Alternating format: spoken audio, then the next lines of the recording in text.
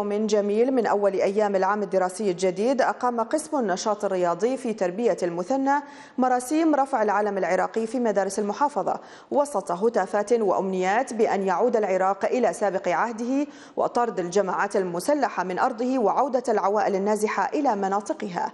حسين الخزعلي والتفاصيل في سياق هذا التقرير. على ساريته تقام الاحتفالات وتترجم الانتصارات، ومنه تستمد الأيام الخالدة للأوطان.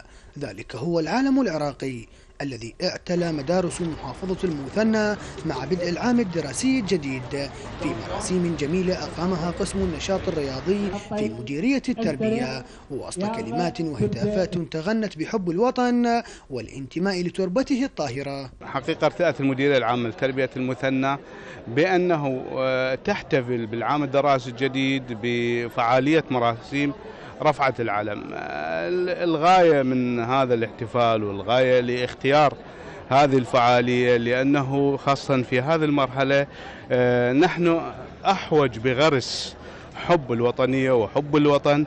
في هذا اليوم يعتبر يرفع العلم العراقي الذي يمثل شرف العراق وقيمة العراق من حيث المبادئ الذي نغرسها في بداية هذا العام عند طلابنا في هذه المحافظة. هذه الاحتفالية نسعى من خلالها زرع روح المحبة والألفة والتعاون والتضحية من أجل أن يبقى العراق من خلال رفع العلم.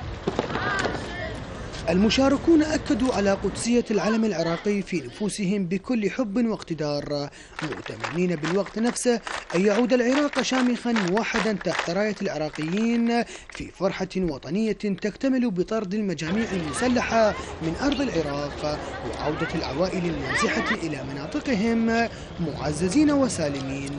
طبعا أنا من الابتدائية كنت أرفع العلم العراقي بالموصل، وحاليا شفت هاي الأجواء هنا بالسماوة رفع العلم العراقي، وإن شاء الله أرجع للموصل ونرفع العلم العراقي ونطرد التكفيريين والإرهابيين اللي عملوا على تشويه الإسلام. اليوم نرفع علم العراق من مدرستنا ثانوية التحرير المتميزين، وإن شاء الله ينرفع بكل مكان أماكن العراق. ويرى تربويون في المثنى أن إقامة مراسم رفع العلم في مدارس البلاد سيكون له انعكاسات إيجابية في غرس حب الوطن في نفوس الطلبة وتحقيق التنافس للارتقاء بمستوياتهم العلمية مستقبلا. من المثنى حسين الخزعلي، الشرقية نيوز. اقتبس شاب عراقي